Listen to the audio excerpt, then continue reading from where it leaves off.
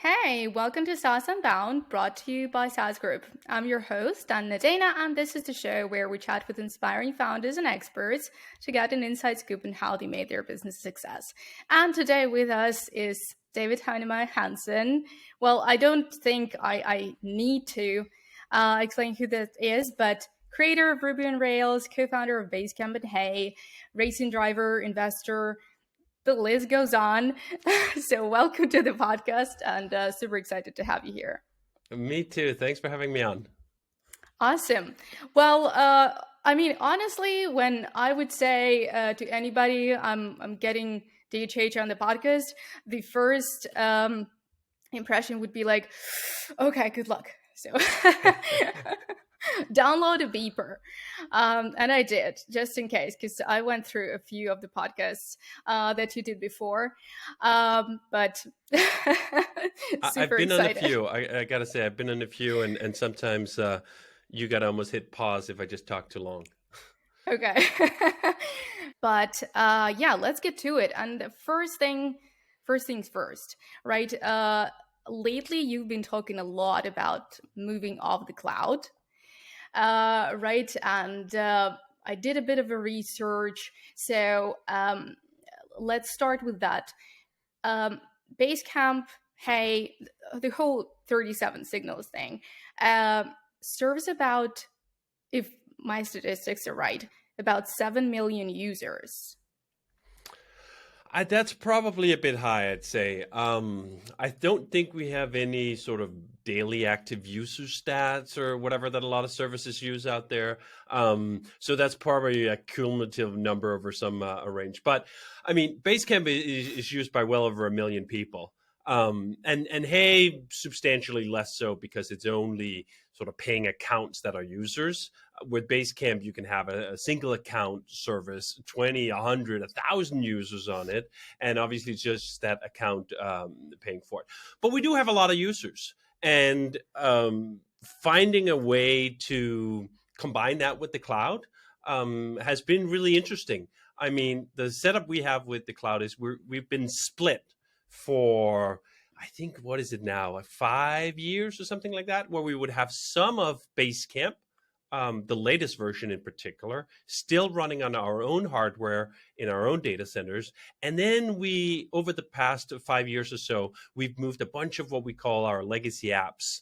And we use that term endearingly, not despairingly, about the older versions of Basecamp, about a chat tool we made that was named Campfire, or CRM, there was named Highrise, and so on. We moved all that stuff into the cloud one by one. And then we launched Hey, our new email service, hey.com. We launched that straight into the cloud. So we've had like one foot in both camps for quite a long time, and we've had very material use.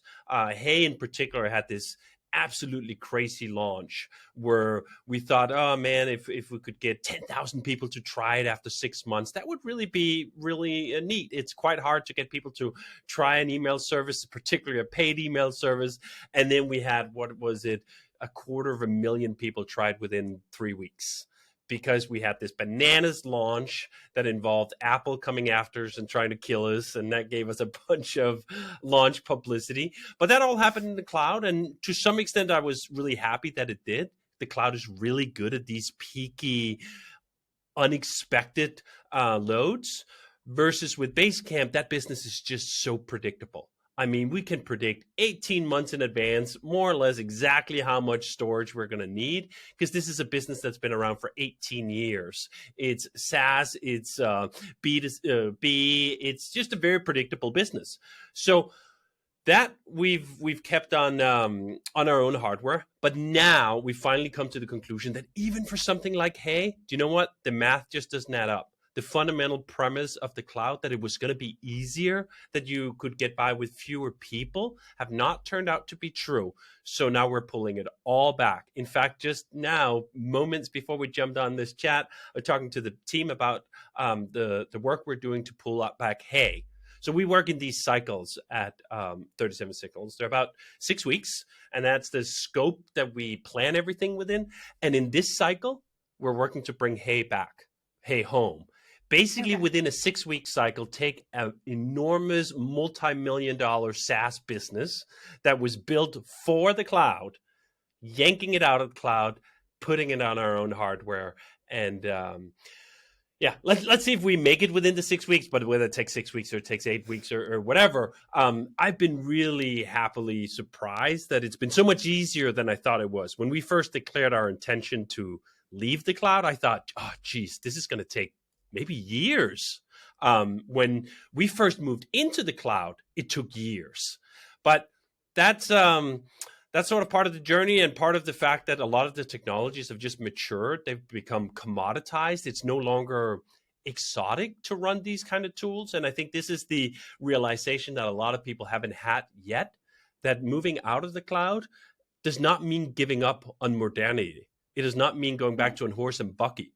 I mean, we're still writing with the same tooling. We're still writing with the same techniques, and all that productivity gain that there is there, you can get that on your own setup. Especially if, like we do, you like to build your own tooling, which we do, and so we built some new tooling for this migration home, something called MRSK, and yeah, so that's where we are right now. Halfway through, we've moved about half of the stuff we had in the cloud back home, 3 out of the 7 apps, and we're working on another 3 this cycle. And I don't know, if everything went perfectly, we will have moved 6 out of 7 apps at the end of this cycle. Okay. All right. That sounds super exciting. But let's jump back to, and I did some math, and it turned out, like, in the first 3 minutes of this podcast, that it's all faulty. So because you were talking about like $38,000 per week that you're spending on cloud, right? And Yes. if we were talking about like serving 7 million people, that would add up to roughly like 28 cents per person per year.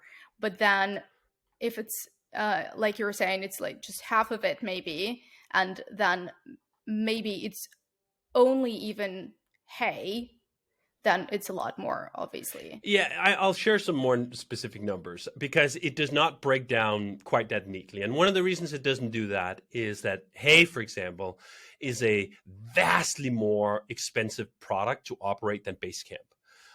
Hey, each individual user just generates and receives so much more data than someone does on Basecamp.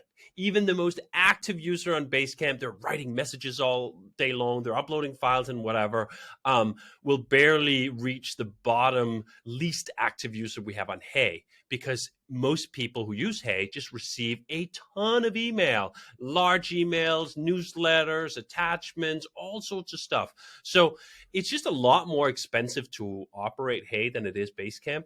Basecamp falls more within sort of the traditional SaaS idea that the incremental customer is almost free. That's kind of one of the reasons why SaaS is such an amazing business model, because it's almost all the incremental costs are very, very low. Now, that's not quite true with email, because the data loads are so much larger. I think at one point we calculated that we spent something like $30 per customer per year with Hey. Now, that's Okay. about a third of revenue, which is an absurdly high number compared to all the comps that we have. As you say, with Basecamp, the per user spend on infrastructure is incredibly low. But on Hey, it's actually quite high. So that's also one of the reasons why I'm so impatient to move Hey home, because it is by far the most expensive. And as you say, that number, the $38,000 a week that we're currently spending on the cloud, was really what triggered me. I mean, we'd been talking about, oh, wow, the cloud is quite expensive. Oh, we're spending millions of dollars a year. Do you know what? Sometimes the time scale alone can create a distance to the numbers in such a way that you don't feel the numbers. Like feeling what a yearly budget is. Do you know what? It feels very remote in some Right. way, which sounds perhaps bizarre. But then when you pull it back on a weekly basis, and I've even done the math of what it is on a daily basis, I go like, wow, that's a lot of money. I mean, somehow millions of dollars a year, it sounds like, okay, it's a lot, but $38,000 a week? I mean, we could hire so many more people. Right. Not that that's what we're going to do anyway, but there are so many other things that you could do, or even just think of it, not other things you could do, you could be so much more profitable. And this is one of the things that I think with a SaaS business, and one of the reasons I'm so conflicted about being in this SaaS bucket is that we've been a profitable business the entire existence of our SaaS living. Um, Yet somehow we find ourselves in an industry where all the public comps, they're all losing money. And I'm always like, how did they manage to do it? How do you manage to run a SaaS business that just loses not just money, but millions of dollars, if in not some cases, hundreds of millions of dollars a year? And now I found out that part of the answer is the cloud. Because what's really been fascinating to me in this exploration is that we spent $3.2 million last year on cloud, at 37 Signals. That is a highly, highly optimized budget. That budget could easily be 10 million. Like, we've had to do all sorts of things, back and forth optimizations, reviews, long-term commits, private pricing. Literally all the pages of the cloud spend playbook, we've applied to that. And then I talked to other startups who barely turned page one. And I hear what they spend, and I go, wait, what? There's an extra zero in here somehow. How are you spending that much money, particularly if, as you do the calculation of how many customers do you have, how much are you spending per customer, and this is just bananas. This is, I think, it's a scourge right now. It's a mental scourge that startups and SaaS companies in particular have talked themselves into thinking that running and owning your own hardware is such an exotic proposition that it's not even part of their decision set. They're not even making a conscious choice. No, we looked at the cost and the effort it would take to buy and run our own hardware. No. They're not even thinking about it. They're just thinking, cloud is what it is. It costs what it costs. What are you going to do? And I just go like, yeah, no, that doesn't make any sense at all. It doesn't line up to any sense of running a business, let alone a SaaS business is, at the end of the day, just a business. It does not exist in a separate universe where costs don't matter. And I think this is one of the reasons perhaps our message have resonated so much right now, is because in the good times, when investment dollars or euros are flowing very freely, no one cares about cost. The only thing that matters is, are you producing your 40% of your growth? Are you doing this? It's all top line, right? And then suddenly, not quite with a snap of finger, but almost, the environment have turned. The vibe has shifted. And suddenly, oh, well, we can't raise more money at the valuations we just raised that. In fact, maybe we're looking ahead at like 90% decreases. Oh, we should probably make the money we have last. Oh, how much are we spending on cloud again? So that brings back that discussion that cost actually does matter. You can conveniently perhaps forget it for a while when times are good. But as soon as times just turn moderately adverse, it matters again. And then this discussion becomes incredibly relevant because, as I see it, for most SaaS companies, for most startups, there are two big costs. It's payroll, and then it's the cloud spend. It's the cloud bill. And I made the argument last week or the week before that if you are to choose between those two, you have to cut back. And what I'd much rather see you cut back on your cloud bill, particularly because it's probably quite wasteful as it is, and then not fire as many people. Wouldn't that be better for everyone involved? Notwithstanding that some companies did grossly overhire and they do need to correct on that. But all other things being equal, cut back on the damn bills that you send to Amazon or Google or Microsoft instead of cutting back on actual people. Okay. All right. Well, it makes sense, right? But first thing, and this is something from one of your posts, something about your service stutter at some point when you're using your hardware. I think people are terrified of that. It's such a terrifying thought of like people are going to experience a minor complexity or inconvenience of using your service that they're never going to think about going to hardware. That's one. And the second one is that, and I absolutely agree with you, like cut back on costs of like bills, right? And cloud and whatnot. But before you do that, and the point we arrive at that decision is when we already are overspending on people and cloud, right? So the decision that it has to be made is whether or not we still have some money to spend on the hardware, because this is right. Yes, yes. We cannot just substitute one for another. So okay, so where to get the money and how to convince people that it's okay, if the service stutters. Yes, so that is an important distinction, and also one I try to make whenever I talk about this cloud business, is that if your startup is very early on and it's still largely unproven and it hasn't found product market fit and so forth, yeah, do you know what? That's probably not the time where you have the maneuver room to think about, oh, actually amortization over a 3-year period is going to be just fine. So my message is mostly targeted in terms of, all right, run out and buy a bunch of hardware instead, against this sort of mid-tier. That is SaaS companies that already have significant revenues, such that they have cash flow that they could actually invest in capital expenditures to do it, not the really early stuff. But what I found in our calculations is that the payback rate for buying your own hardware versus renting it from the cloud, in a lot of cases, is obscenely short.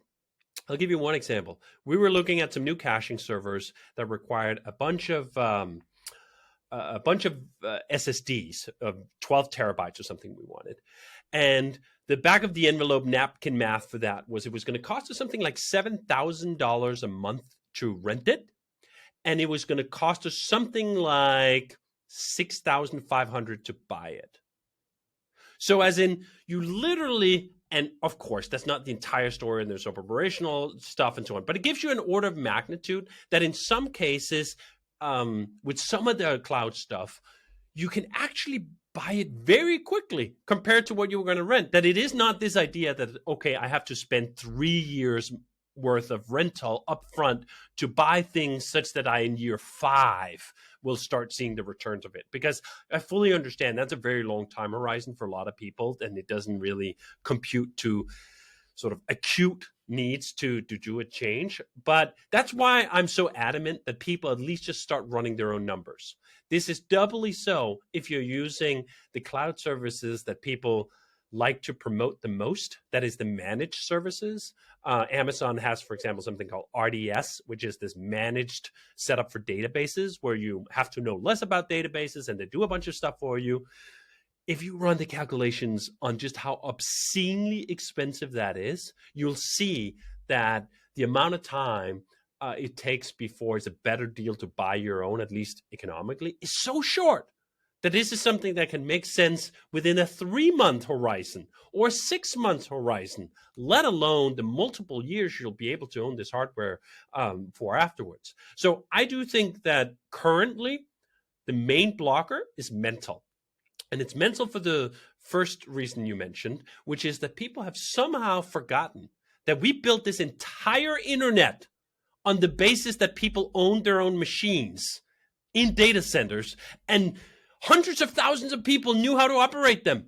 And somehow we're like a lost civilization that within 5 years, there's a mass amnesia, and now no one knows how to do hardware anymore.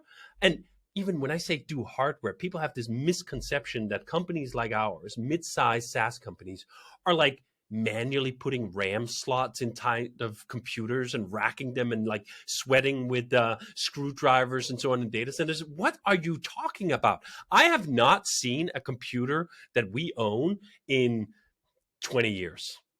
Actually, I'll go further. I've never seen, like physically, perhaps beyond one tour of a data center one time, ever seen any machines that we deal with, and neither have the majority of our operation teams, because that's just not how modern data centers work. Modern data centers have providers on site that you can hire to receive a box that you order from Dell or HPE and take it out of the box and put it into your rack, connect it to power, connect it to internet, and then bleep, an IP address shows up on your end, just like if you had gotten it from the cloud. Yes, the cloud is much quicker. So if you need a box within 5 minutes, nothing beats the cloud. But if you're like, do you know what? I could wait like a week and a half for my new box to come online. The experience is surprisingly similar. But this is part of that amnesia that I'm trying to push back against. That A, this knowledge already exists. B, nothing changed. Nothing changed in the past 5 years in terms of how difficult it is to operate this machinery ourselves. The only thing that changed was an entire generation of entrepreneurs and developers came of age with cloud, and cloud was sold to them as the future in such a way that they did not even consider owning their own hardware as a possibility. We're now rediscovering that. We're like, oh, like the pyramids, how did they make them? While like the people who actually built the pyramids are like right next door, and like we could just ask them. We could even hire them. Okay, so I guess that's true. It's oversimplification. Everyone's talking about the speed. The speed is everything.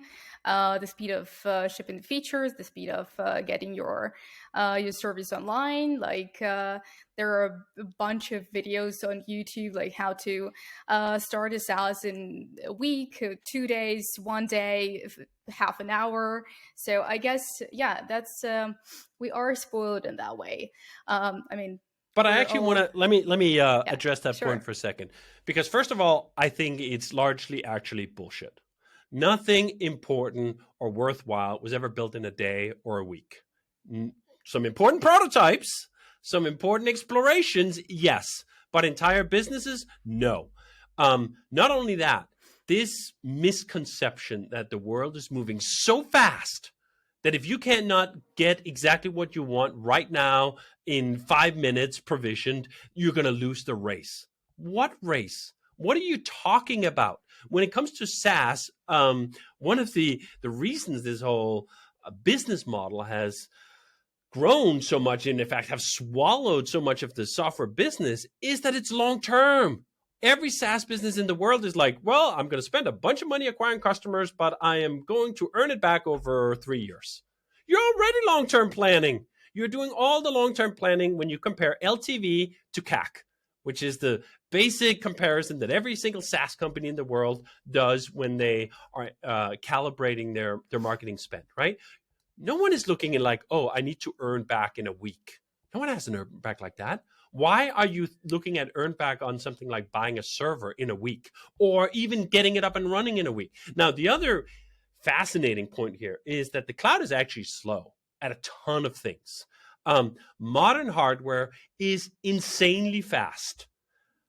If you get the latest stuff, the latest AMD chips, the latest SSDs, all of that stuff, those servers are so incredibly powerful and can take you so far that you can buy one or two of these machines and you'll probably be able to scale actually just with two machines to a highly profitable multi-million-dollar mid-tier SaaS business.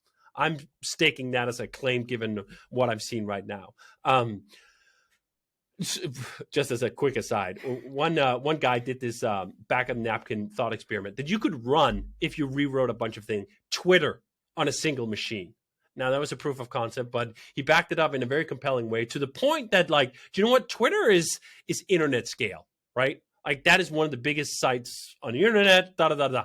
What do you think the odds are that your little SaaS company with 50,000 customers can't run on two machines? Probably pretty low. But over and over again, I meet these SaaS companies who are spending ridiculous sums in the cloud because they just like consider it water. Like they're fish in water, thinking like, what is water even? They don't know another universe. So anyway, I could harp on this point for a billion years. I think it's a fallacy that owning your own hardware is somehow incompatible with speed.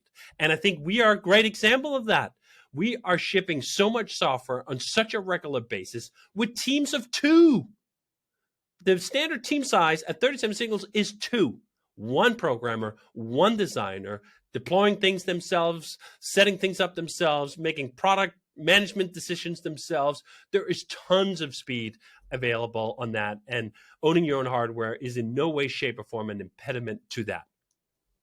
Okay, and you are also doing something to make it easier to move off cloud. So let's get to MRSK.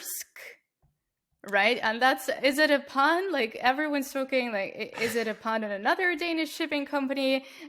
What is it? So let's I'm unveil leaving that this, one. I'm please. leaving that one sort of hanging in the wind, having fun with people doing the phonetic comparisons on that. But yes, MRSK is the tool that we've developed inside 37 Signals to make this happen for us. Now, what MRSK is really is basically just a way to use some fundamental breakthroughs in computer science as I see them. MRSK has no fundamental breakthroughs. It is glue, it's instrumentation, it's ergonomics, it's ease of use. What it's really built on is just Docker.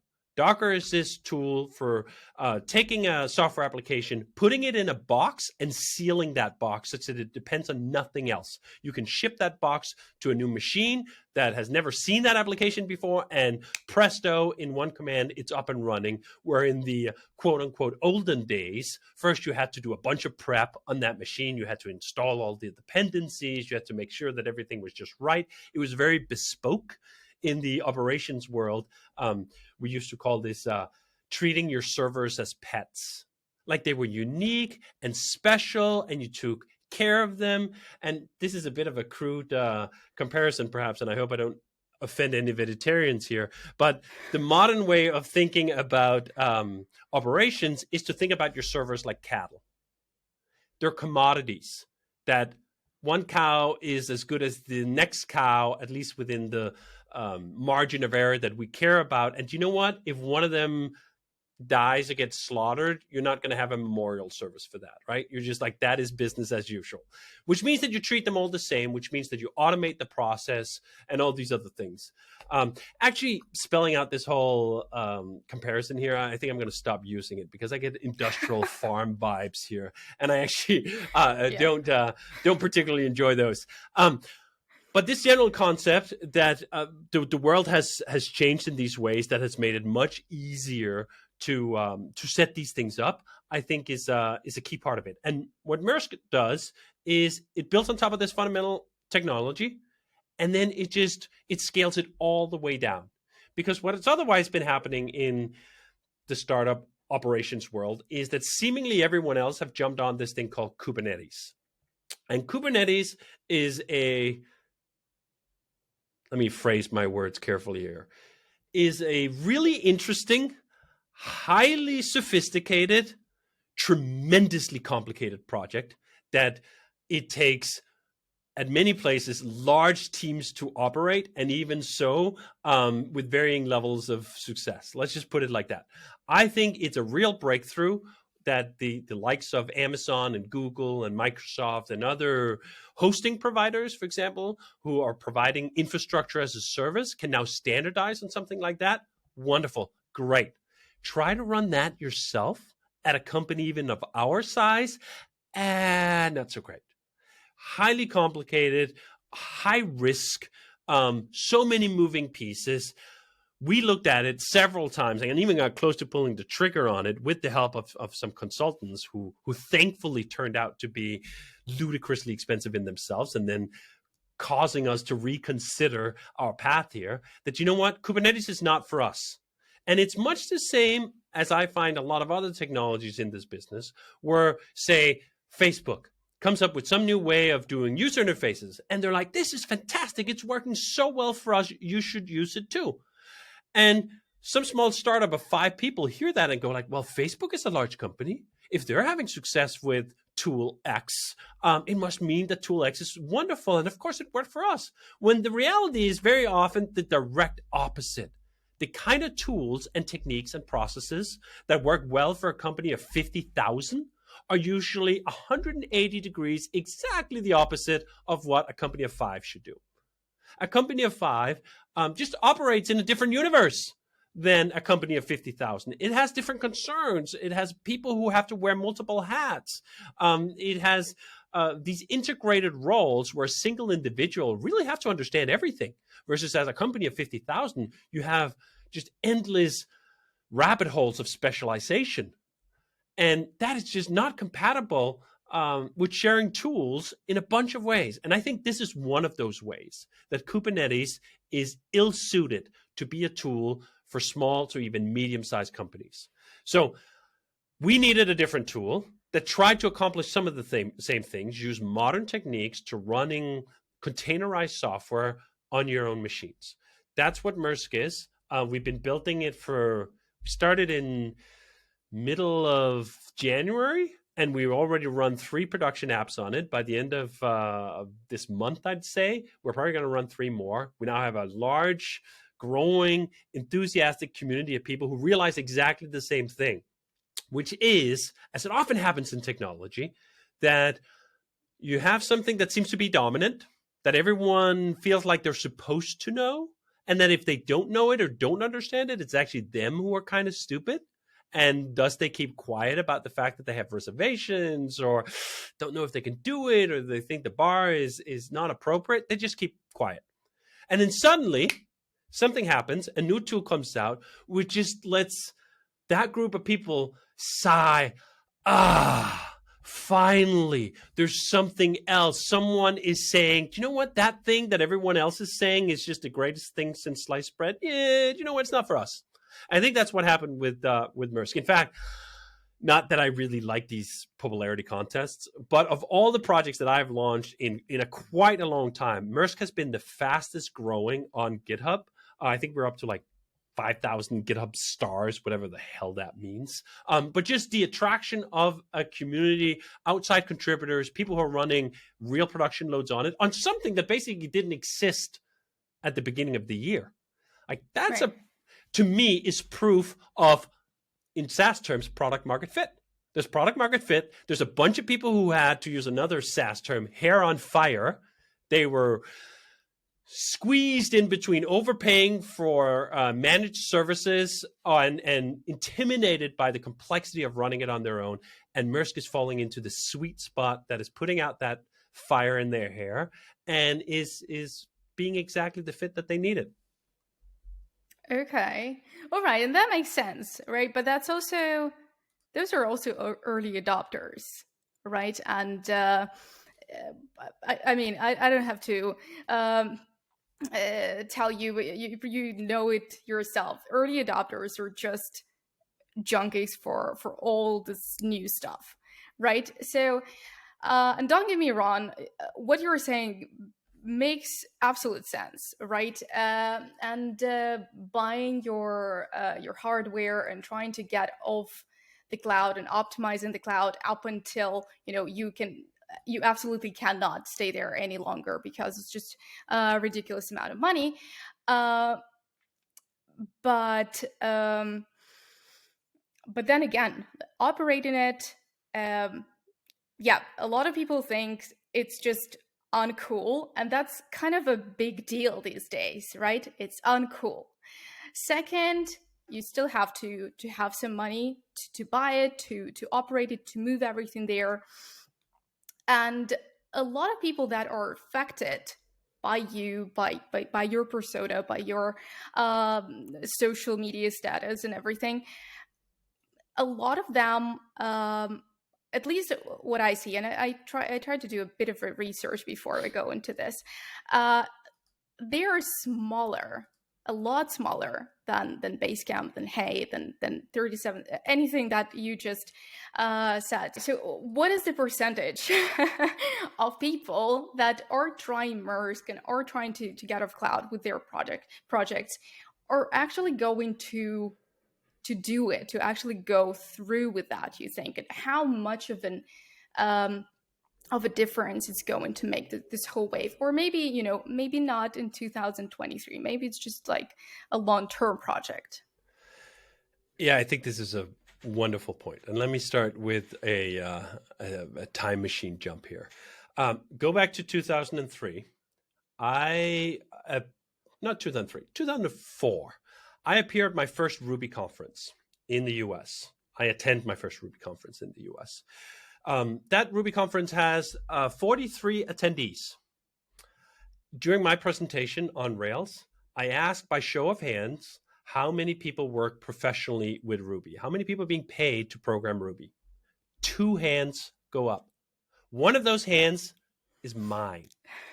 So there was literally one other person in attendance at that entire conference who was being paid to work on Ruby.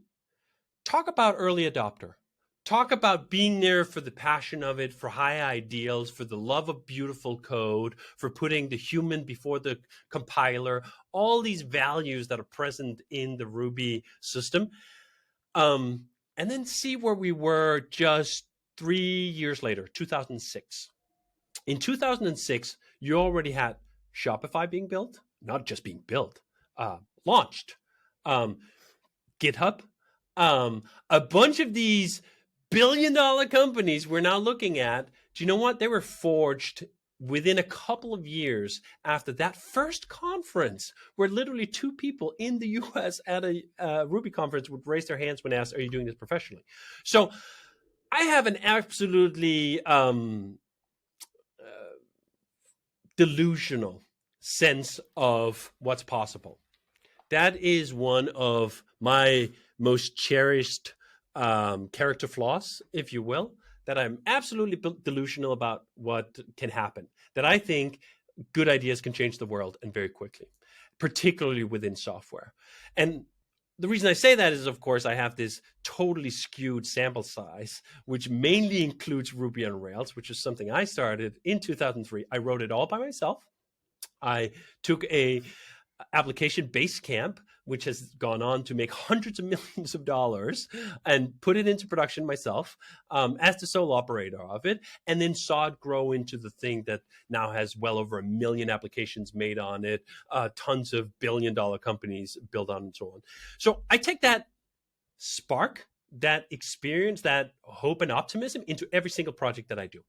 And whether that is Rails, or it's Hotwire, or it's MRSK, I think, you know what? If you have a better idea in technology, there is a very real possibility that you can change people's mind. So that's what I'm trying to do. But I also then know what the adoption curve is. The adoption curve is exactly as you say.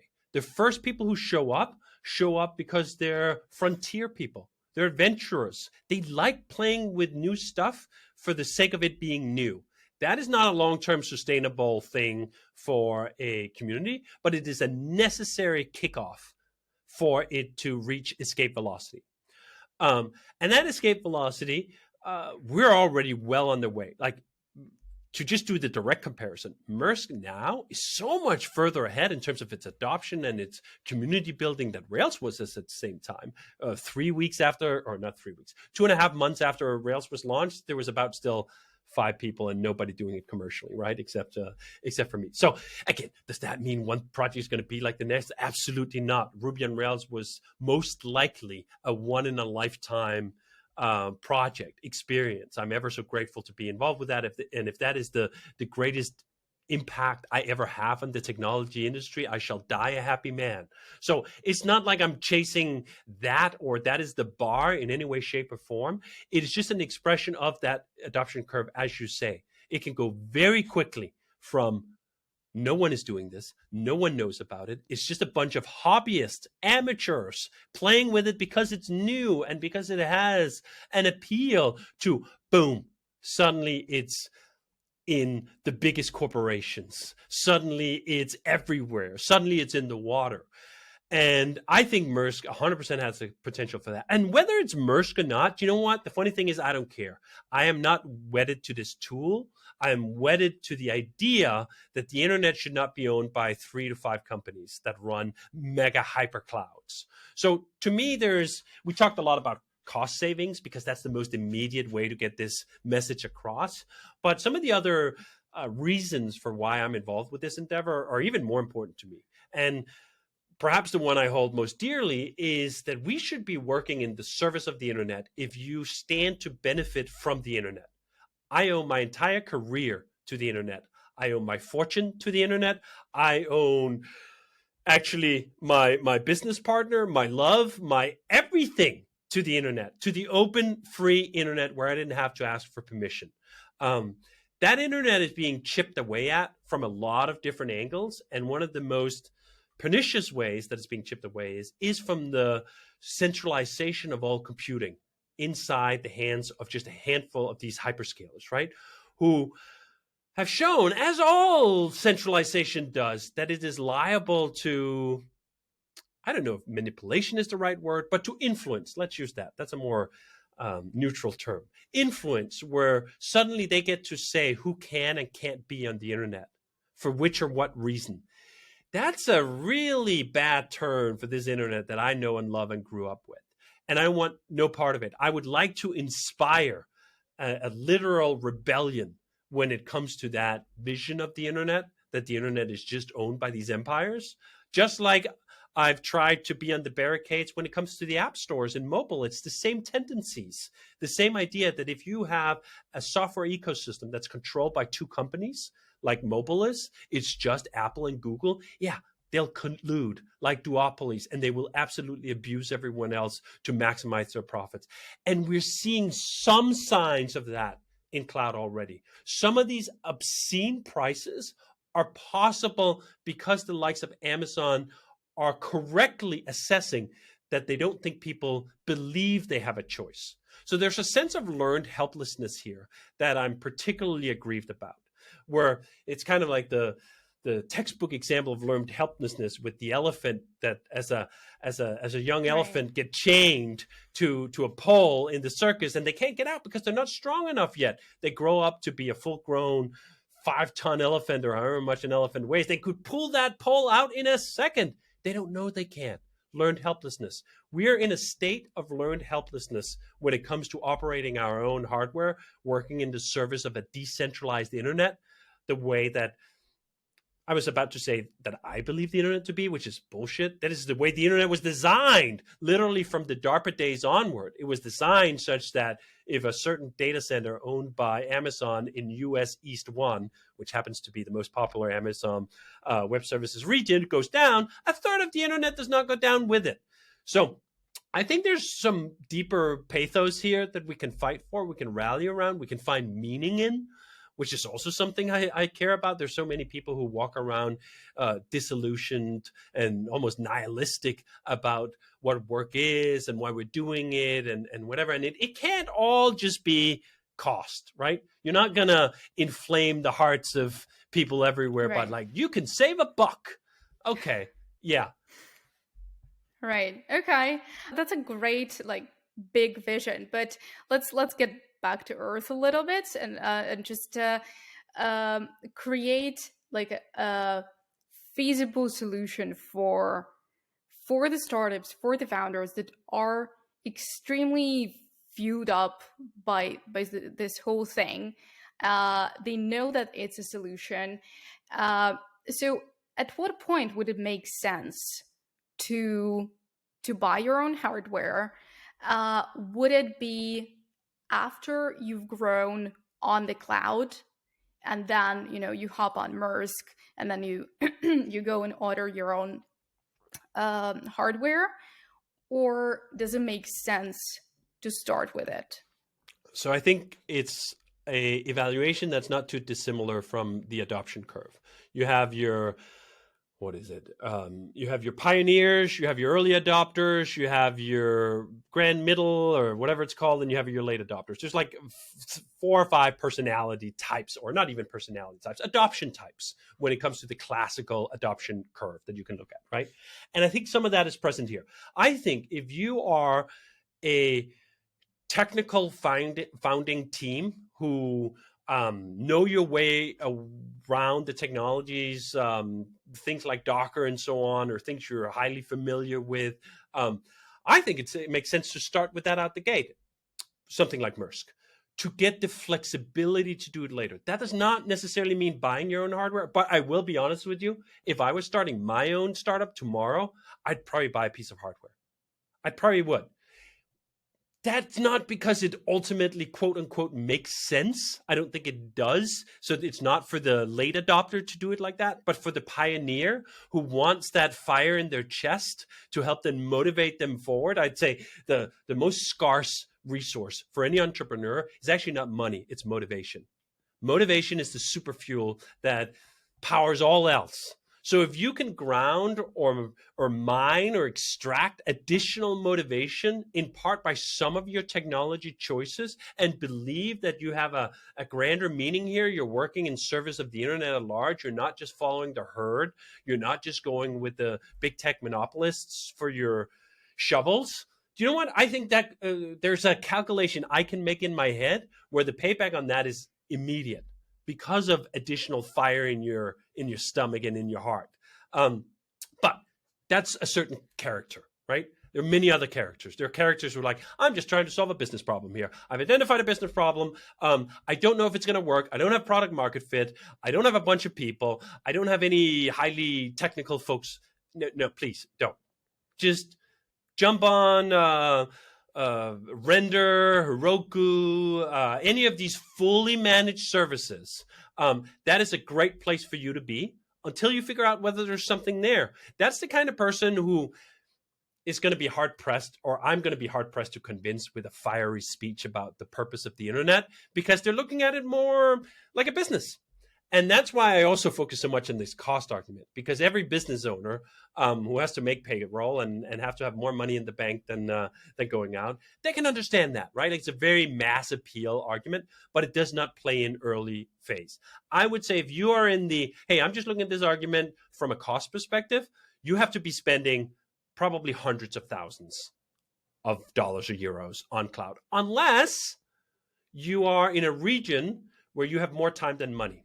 There are tons of regions around the world, South America, places in Africa, other places where you might find yourself in a situation where you have a lot of time and not so much money. And if you are in one of those situations, you might actually look at some of those cloud offerings and go like, even in the small scale, it's kind of expensive.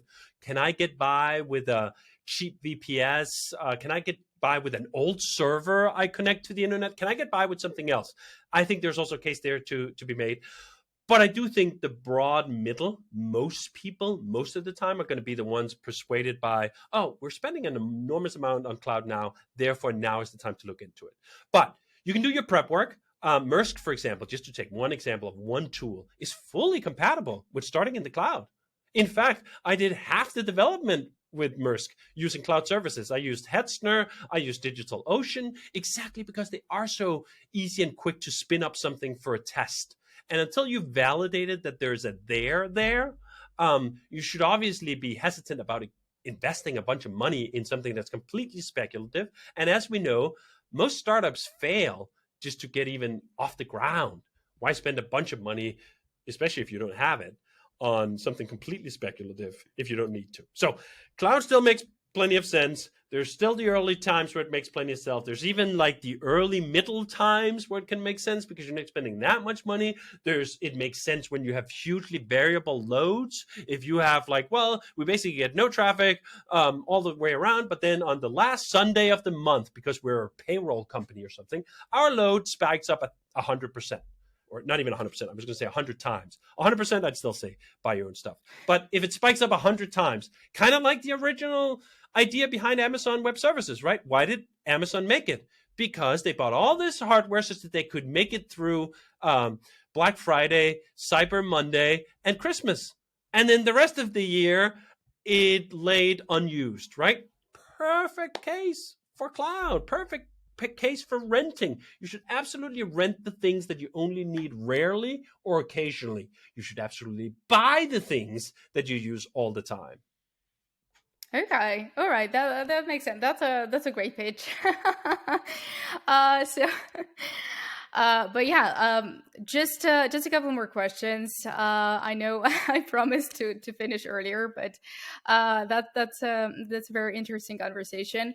So, just something about you and the way you've been very vocal, very active, very transparent about everything that you're doing in the business as a founder. A lot of questionable, controversial stuff like send your boss to hell. Like what? What's that about? Like why did you? Was it a thing to add to this controversial like badassery flair, or are you trying, I don't know, something in productivity space? Is it kind of like a marketing pun, or what was it? Yeah, so Send Your Boss to Hell is a marketing campaign that we just made that essentially gives an employee the opportunity. It's like a sweepstakes. It's a competition, if you will, or a lottery is probably a better term, Still where running. you enter your boss's name into this website we made, Send Your Boss to Hell, and then they have a chance of winning a vacation for, I think it's a week or two, to Hell, the Cayman Islands. Hell happens to be a city in the Cayman Islands. And it's all of those things, as you mentioned. We do this because it's just fun. I love having fun at work. I love poking fun at things. I love poking fun at myself and our structures. One of the longest running themes that we've had at our company, even now that we're 80 people, even though I use the label CTO and Jason uses the label CEO, that we have a deep inherent skepticism of management.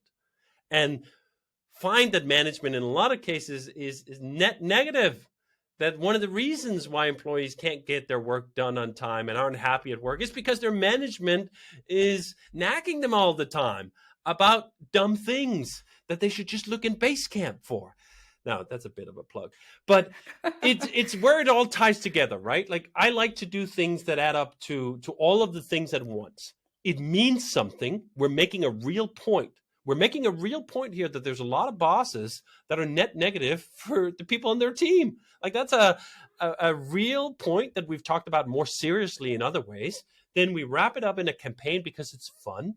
Then that campaign in itself has a counterintuitive or controversial, or it has an edge to it that's not just the same. Oh, you can be more productive if you use our tool. Yeah, every productivity tool says that. Like, there's nothing unique about that. I like being unique. I like swimming in blue ocean rather than red ocean, which, by the way, is perhaps my favorite business strategy book of all times, which isn't saying much because I usually hate business strategy books, but that is one of the few good ones. It's called Blue Ocean Strategy for that reference. But it's all of those things, and I think it's one of those things where we like to think of ourselves as doing a bunch of stuff that we would never get permission to do. If we had to go ask a board, or we had to go ask some investors, or we had to go ask someone else who would be inclined to lean on the safety side rather than on the, hey, fuck it, let's just do it side, we would get a no, right? So I do think we have that kind of fierce independence, perhaps even rebellious streak of poking fun of the industry, poking fun of ourselves, taking up serious issues, and then just doing stuff because we feel like it and go with the gut that this sounds like a good idea. Now, the interesting thing with that campaign is that it really resonated with some people, but it wasn't quite the like slam dunk hit that the other campaign we launched just a month or so before was, Just Let Me Do My Job, which is actually sort of plays on the same theme. Just Let Me Do My Job. A lot of the intellectual baggage in that suitcase is about bosses and excessive meetings and all these other things. And this is another funny expression of that. And it kind of landed differently. But that's also what I love about it. Do you know what? Let's not try to theorize about what's going to work or not going to work. We're going to go with a gut. I like what it is. So throw it out there. Let's see what happens. And you know what? No one has a batting average of 100 of home runs. That's just not what happens. I think if you're a major league baseball player, you're incredible if you hit like a third of the balls thrown at you. I think I know nothing about baseball. I just vaguely remember that stat right there. So this idea that like if you want to hit home runs, you got to start hitting, right? You got to start trying. And you can end up in paralysis, just noodling by yourself. And you never know. And I see this all the time. We talked so much about our cloud exit, right? That whole discussion came to be on the basis of a throwaway 7 minutes I spent one morning penning the first, why are we leaving the cloud? That article went on to be read by like 1 million people or something grotesquely large. It was the biggest single post we've had on any blog we've ever published in the past, I don't know, 5 years or something. It was massive, and it was written in 7 minutes, and I thought nothing of it. I thought like, yeah, this is the thing we're doing. Let me type it up and push it out. And then it blows up, right? And there's been other times where I invest maybe 2 hours writing this very cool piece that I think is so deep or interesting or whatever, and then I push it out and boom, nothing, right? Like two people says like, yeah, that was kind of cool. And I go like, yeah, I just don't know. And the underlying point here is nobody knows. No one knows what's interesting. No one knows what a hit is. No one knows what product market fit is going to be until you hit reality.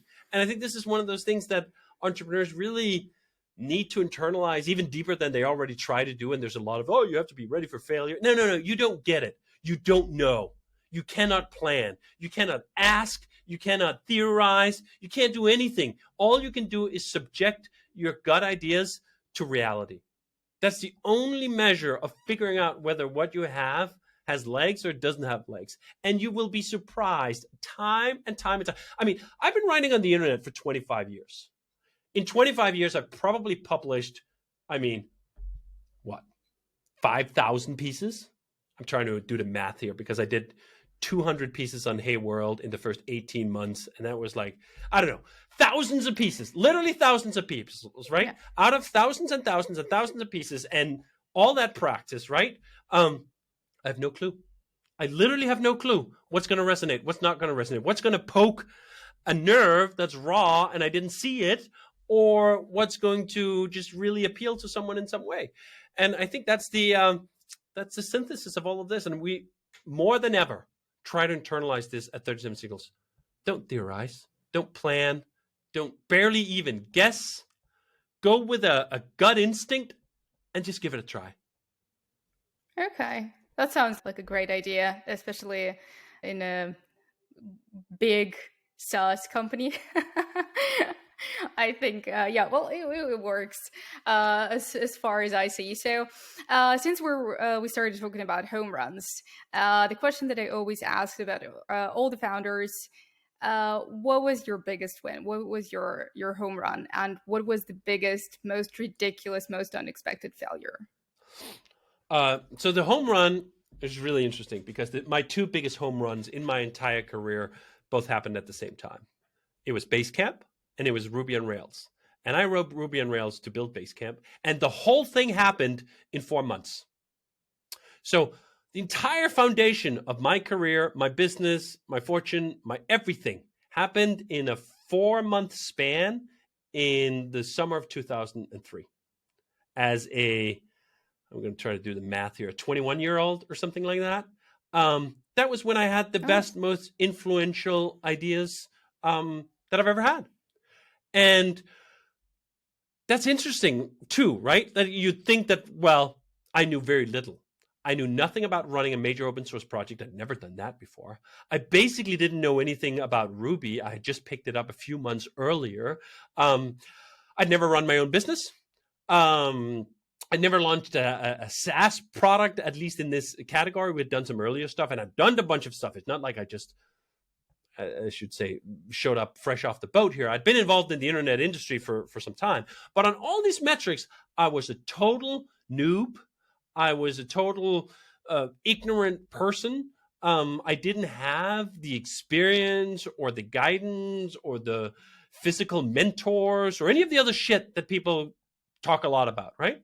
And in that moment, exactly connecting to the discussion we just had, the 2 home runs happened right after each other. Literally 2 balls come my way. Bam, home run. Next one, bam, home run, right?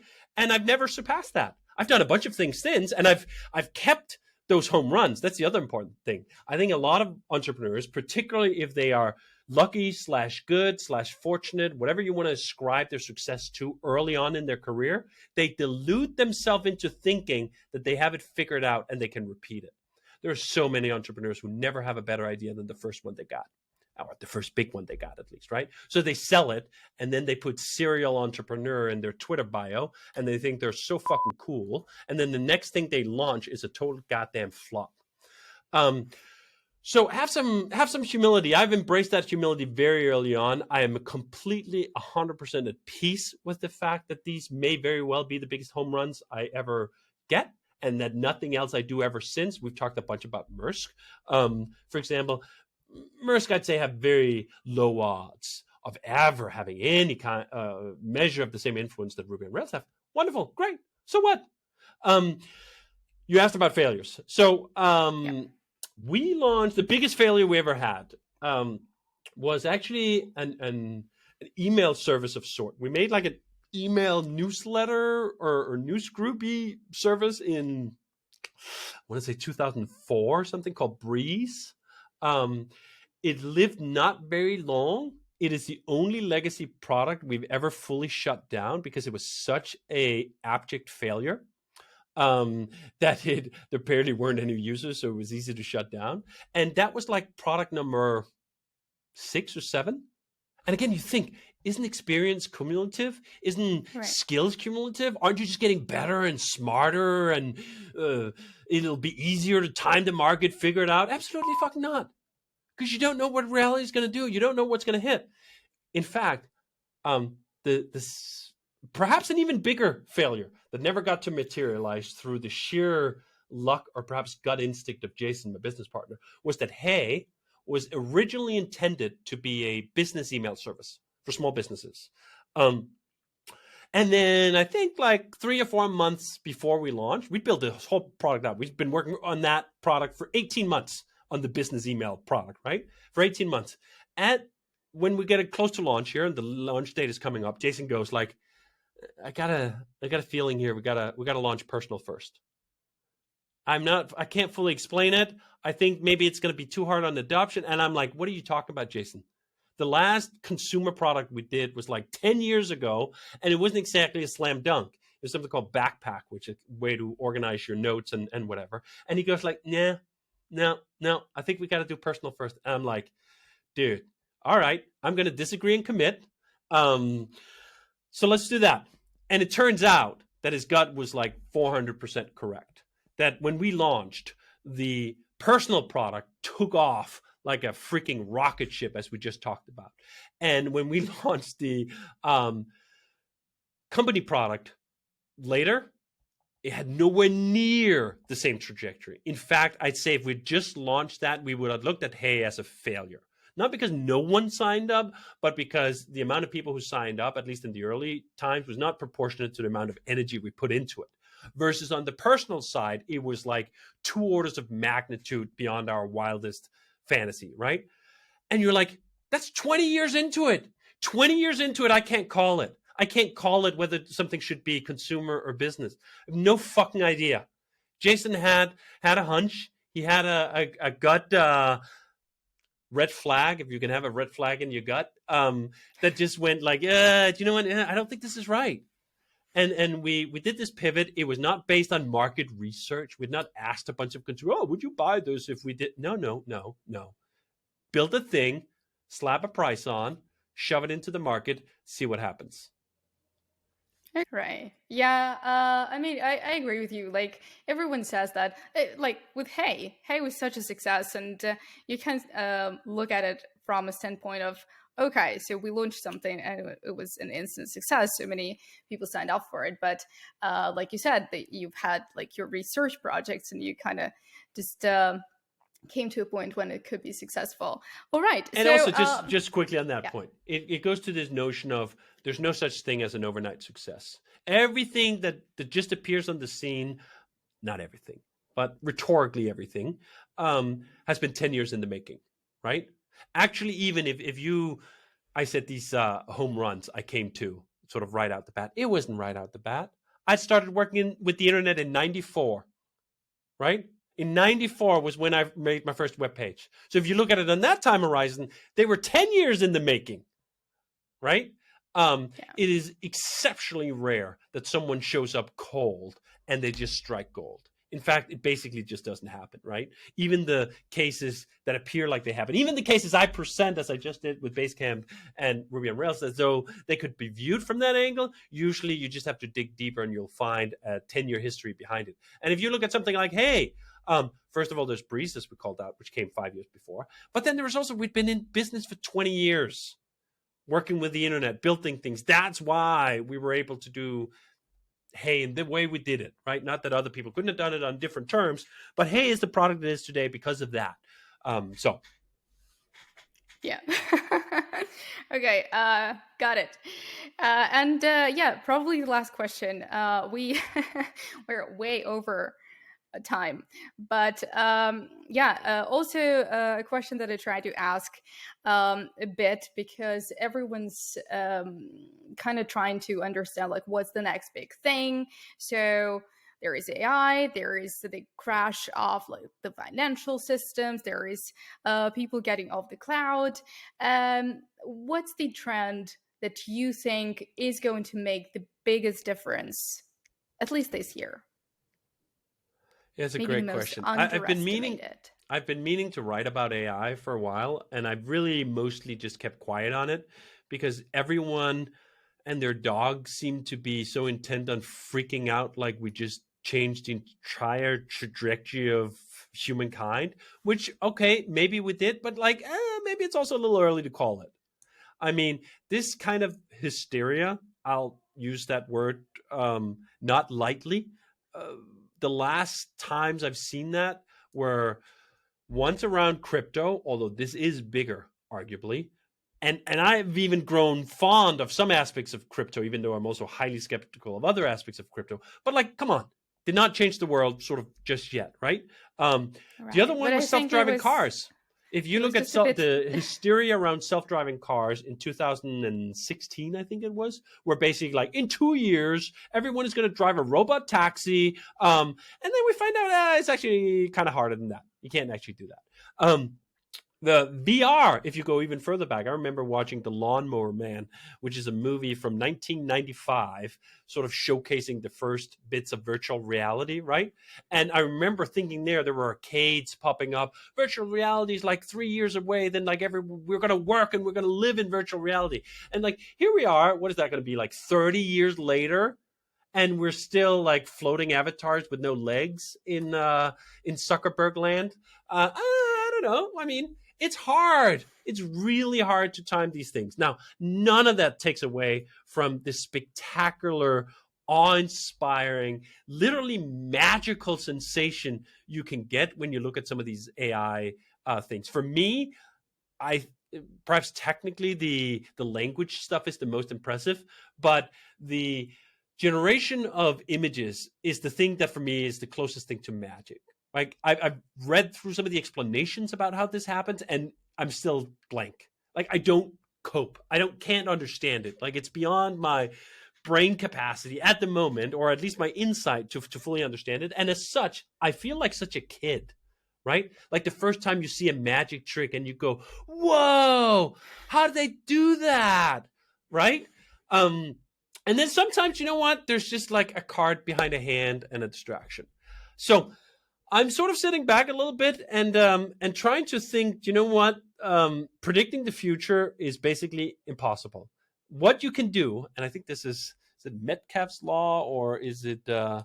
Smalltalk who said that the best way to invent the future is to, and I'm fully butchering the quote here, but is to make it, right? So I'm trying, you know what? I don't know where the future is going to go. I'm going to chase some things. Cloud exit. I mean, it's such a small, AI is literally a potential world altering thing. A cloud exit is a very tiny little ripple on the sort of calm seas of my little backwater here. But that's a kind of thing to do, and I find that to be more productive than either worrying about or even thinking too much about like where's it going to go?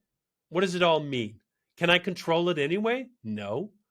Is the world also moving so fast that if I do not get a expert level understanding, say, of AI by tomorrow, I will forever be left at the train station of understanding? Come on, what are you talking about? So in some sense, in some ways, in some domains, I enjoy being, if not a late adopter, then at the very best, like an early adopter, even a middle adopter, not a pioneer. So that's how I feel about things like AI, for example. I don't have any interest in like personally sort of figuring out how to use what is it, transmuters or the underlying technology. Is like, I'm so glad someone exists who loves that and is excited about it, and then I can just enjoy the fruits someday. But yeah, I gotta say, like right now, my skepticism antennas are kind of up, when everyone literally almost 99.8% goes like, this is going to change the world. I go like, you know what? It's someone's got to take the other side of that bet. There's not only a 0.02% chance that this isn't going to totally rewrite humanity as we know it. Okay. Are you using ChatGPT to write your LinkedIn post for you? So this is actually one of the reasons I'm skeptical, right? A bunch of people are going like, isn't it amazing? I can give ChatGPT 5 bullet points and they can turn it into a bullshit presentation. And I go like, yeah, okay, so you got a bullshit presentation. Then what? The recipient is then going to feed into their ChatGPT and turn it back into 5 marbled or sort of distorted bullet points of what you intend. So much of this stuff, to me, in that specific use case of AI, seems to be about like, do you know what? We have all these weird pleasantries that we're supposed to go, these motions we're supposed to go to. A professional business presentation is a PowerPoint that is 28 pages long, when in reality, the insights are just 5 bullet points. There's nothing more in it. Then ChatGPT takes those 5 bullet points and embellishes the bullshit around it. Now, granted, if you're going to have to do that anyway, if you're going to have to introduce a 28-page PowerPoint full of bullshit, yeah, use ChatGPT instead of hiring McKinsey. I do think that is progress. But beyond that, like, is that the thing that's really going to revolutionize here? Now, again, I also don't want to fall in the other looted camp and like, oh, AI is nothing. I would have said that last year. Legitimately, early last year, I held the position that the majority of AI was snake oil and that it was bullshit. And I have absolutely changed my mind. I've absolutely seen the real stuff of it, been amazed, childlike, infatuated by the magic, to the point where like, okay, I don't know how big it's going to be, but this is something. It's not nothing. Yeah. There's something there. What is that exactly? Who the hell knows? You can be excited about that without being like, disboldened about, oh, we're never going to need programmers anymore because ChatGPT can write Hello World. Okay. All right, not even Hello World. I don't even need to diminish any of the accomplishments of AI. Some of them are truly amazing. But like, give it 5 minutes. Right, right. No developers, no copywriters, no marketers. Yeah, the whole. Fully agree with you. The whole hysteria between like, oh, it's taking all our jobs. It's kind of a maybe a bit too early. Maybe true in the at the end, but maybe not just now. Okay, well, it's been it's been great. I have uh, a ton more questions, to be honest, but I have to let you go at some point. So thank you so much for the conversation. It's been amazing. I need to use a few blips, but not just as many as I expected. So, but yeah, thanks so much, and I'm super excited to see what else you'll be working on. Thank you so much. It's been my pleasure to be on the show.